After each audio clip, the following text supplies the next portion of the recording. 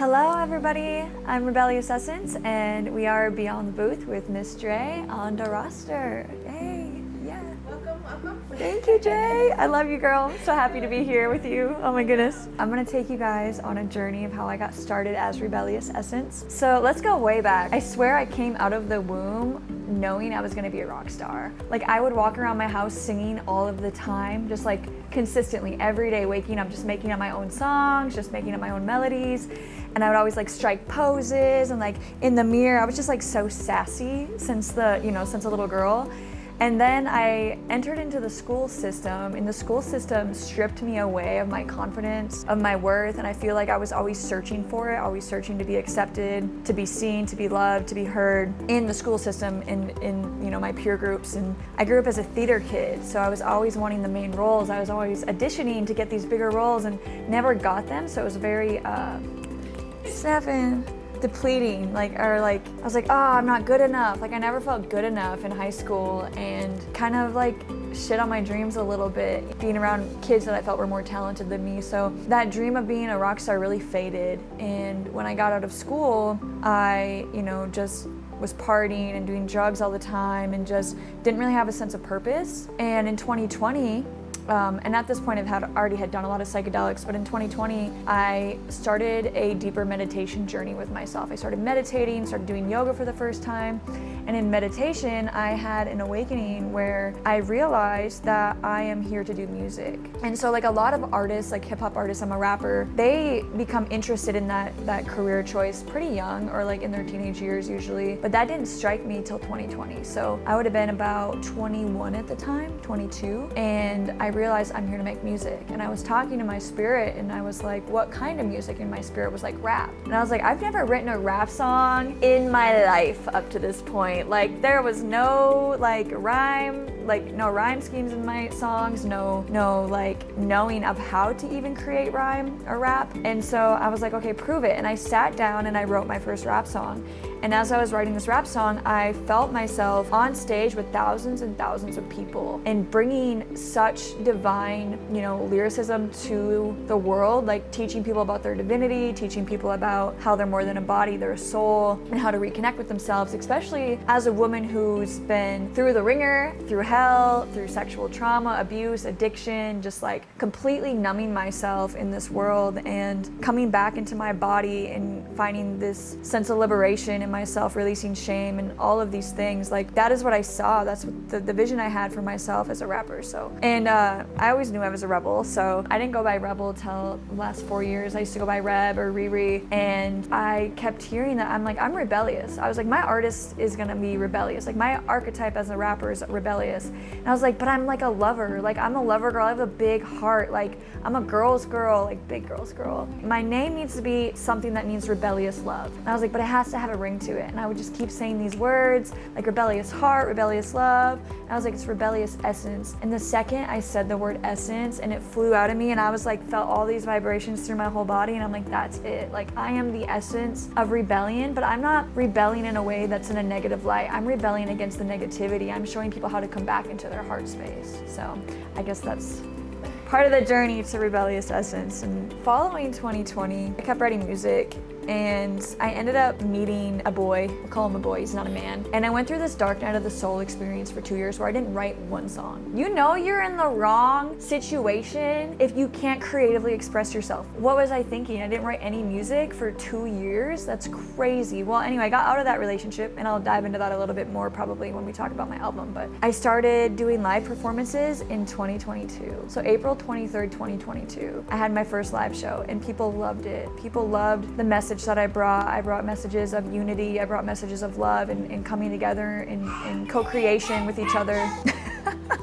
From there, it's been 4 years since I did my first live show and it has changed my life. Like I love performing, I love entertaining, I love bringing purpose to people. I think there's more to the Rebellious Essence aspect too. Like when I awakened to be Rebellious Essence, I was on a very big spiritual journey and I had come out of this place where I was asleep, I had no drive, didn't know what to do with myself. I knew I was made for something big. My best friend, I would always tell her, I'm gonna do something big in this life.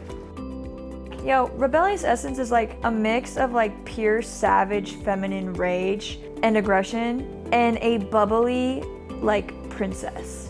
Like, honestly, like, she goes from like this deep, dark fucking delivery of like, ah, and like passion and fuel to, oh my God, what's up, girl? Da da da da da. You know, like, I just love that. I love that I can go from bubbly to savage in 2 seconds, especially with my delivery on some of my songs. In my new album, So Below, like, you guys are in for a treat.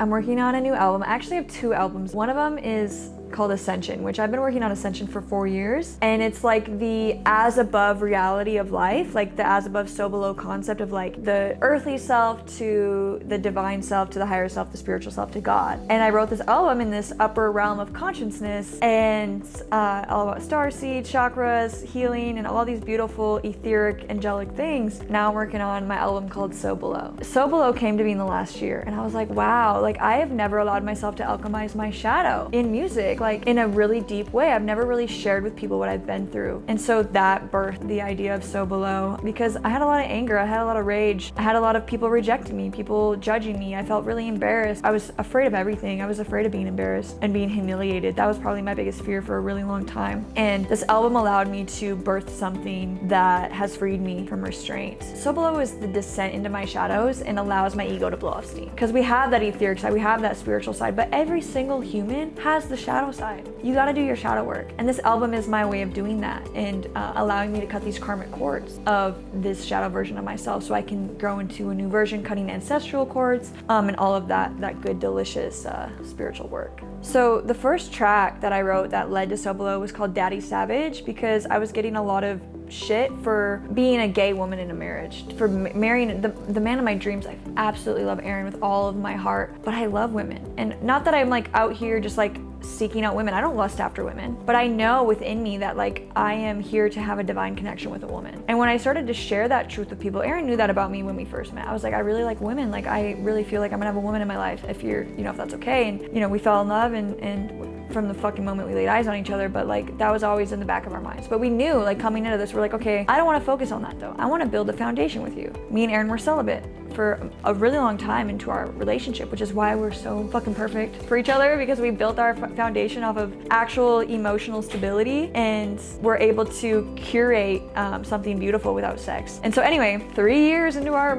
relationship, I was like, you know, I really wanted to start exploring women. Aaron was like, this feels like the perfect time. I was like, okay, I'm gonna call it in, I'm gonna manifest it. Well, I manifested a woman and she's amazing. I love her. We're still really good friends, but we were able to explore each other in this tantric way. I lost friends because of it. And they were, not only did I lose friends, they were mean. They started rumors about my intentions and they painted this really nasty picture of me. So I wrote this song called Daddy Savage, and it's like embracing and alchemizing. Yes, you know, I love women, and like, don't pull up to my house if you're gonna cock block my divine desire. Like, you have no say here. And that song has really allowed me to alchemize that and to take back my power. So that leads into the whole album project. I told Aaron, I was like, I'm gonna write an album called So Below. After writing that track, I was like, this is an album and it's So Below because it felt so good to tell people what it really is, to talk my shit. I never talked my shit before because I'm such a lover at heart. I wanna love people. Like, even the people that talk shit about me, I still pray for them, you know, and send them good energy. So Below, y'all. So track 1 of So Below is called So Below. And, you know, it starts off like saying, I've been through some shit. Take a look and you'll see just how dark it's been. Because people have made a lot of assumptions about who I am based on not really choosing to get to know me, but deciding who I am. And so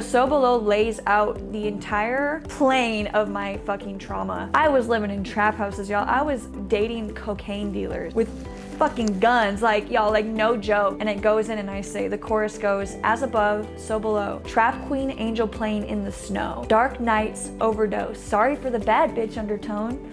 As above, so below. I'ma tell you everything you didn't know. How I turned around a life that was sinful, and I turned a broken home into a temple.